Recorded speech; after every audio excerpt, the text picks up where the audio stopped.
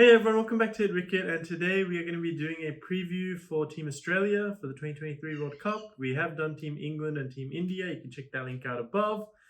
Team Australia, of course, we're from Australia, and they've had up until the last, I think, 5 games. It looked like Australia were really surging. It was looking really good, but then they lost 5 games in a row, and all of a sudden there was a lot of question marks just started arising. Head got injured, and that's a huge blow, I have to say.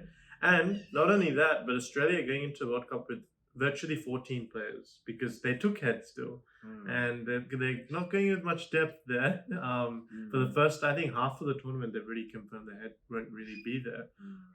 But they still have a good team, and anytime World Cup shows up, Australia shows up. They're always there. They're always there and thereabouts. Even in the 2019 World Cup, I feel like they didn't have that strong of a side. They still got to the semi-finals and got obliterated by England juggernaut side, but they still performed quite well in that, and they do have big match players like the likes of Mitchell Stark. We know his World Cup record, Smith and all that. But yeah, what do you think of their likely XI? I know they have a lot of all-rounders in there. You have to chuck in. Yeah, I mean, obviously we're tough. I think at top they're probably gonna go with Warner, Marsh. I think that's a given.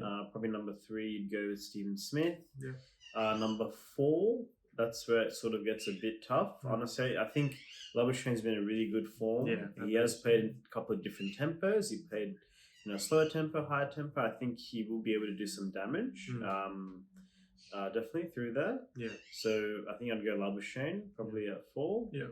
At 5, you'd probably go with so then you got like all Stoinis. I think you have to pick between Stoinis and Green. So I think honestly I'd probably go with Stoinis over Green.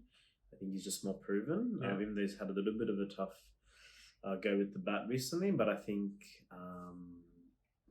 I think the last couple of innings he looked like he was going like all right, but he came in like a bit of a back end of the innings sort of situation. But I think he'll come good. And he's played IPL and stuff. He's experienced.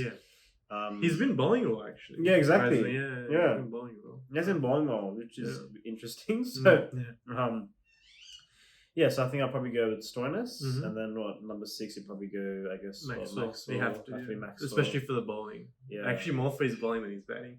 But it'd be really good if his batting can come good. They'll need it. They'll need it definitely. So 6 you got Maxwell. Carey, and then 7, you got Carey, and then you have obviously the bowlers, which all 4 picked themselves. Stark, Cummings, Hazelwood, and Zampa to round off the 11. So. But I guess with that, where do you think they'll finish up in this tournament? I think they'll be maybe semi-finalists. I don't think they'll win the World Cup, even though, I mean, they have every chance of winning, but I just feel like they're just missing a little bit with their batting. And mainly their batting is what I'm a bit concerned about, especially with that Head. With Head, I think, definitely, probably like a finalist team, but... Without Head, they're missing an X factor, so a lot actually relies on Mitch Marsh. And in saying that, he has been in pretty decent form over the last 15 ODIs or something like that. Or limited over outings in general. I'll probably go also with semi-finalists. They do have a very good side, but that lower order has definitely been struck. Like the middle area with the Stoinises. Carey's been in horrid form with the bat. But he get 99 just not long. 199 in 8 innings. Excluding that, he's been all single digits. He hasn't scored anything really. Green scored nothing really. Stoinis has scored nothing really. Maxwell just came back into the team. There's a lot of question marks, and they have been continuously rolled, that middle order. Even when Australia's 200 for 2, they get rolled for 300. There's been quite a few instances of that in the recent games. That's a big worry, I would say, in a World Cup, 50 over World Cup. You need good finishes. I think Australia has that at the moment. Their bowling attack's very good. Their top order is very good. I think, although I'm saying they're semi-finalists, I think a lot will rest with how their first half of the tournament goes. Definitely. If it goes well, then Travis Head comes into the mix. They're going to look very strong because if they've already won most of their games up until that point, then all of a sudden Head comes in and they've got a really strong looking batting lineup. But if they start off poorly, then I think it might be over for them. Honestly, if they lose 2 or 3 games, just first 5 games they lose 3, they're gone. I don't think there's any way back. But that's my prediction for that. And last 2 is top 2 players. You can go first for this one. Top 2 players, I think, Mitch Marsh. I think he's been batting pretty well. He's been very important for the side. And yeah, honestly, if I could pick three, I would pick three because I'd probably go David Warner. He's been in really good form as well. But I'll choose a bowler, which I'll just go, Mitchell Stark. I'm sure he'll come to the party in the World Cups. He's a fantastic white ball bowler, particularly in ODIs. He's like, the king of ODI bowling, pretty much. I'm going to go with a bit of a dark horse player, one who wasn't in the World Cup squad to start, but he is now, and I'm going to go with Marnus Labuschagne as one of them. It looks like, I don't know, his destiny always seems to fate always seems to follow him, doesn't it? Like concussion sub, he's in, he performs. Concussion sub again, he's in, he performs. Not in the World Cup squad. All of a sudden, he's one of the best players in the team now. He seems to come and he takes his opportunity with both hands every time he gets it.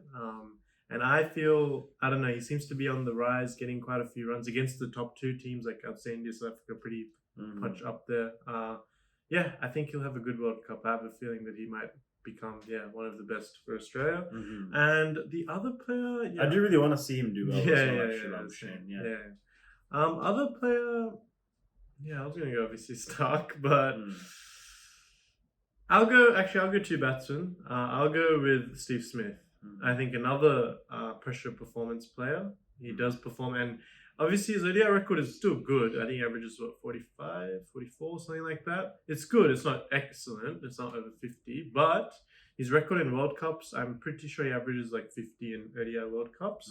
But he's a very good, he's an underrated World Cup performer. People don't really realize, but he's been very good in the World Cups. And I know he's been lacking a bit of runs, but I think he'll come to the fray. So I think that's our Australia preview done. Join us for our next one.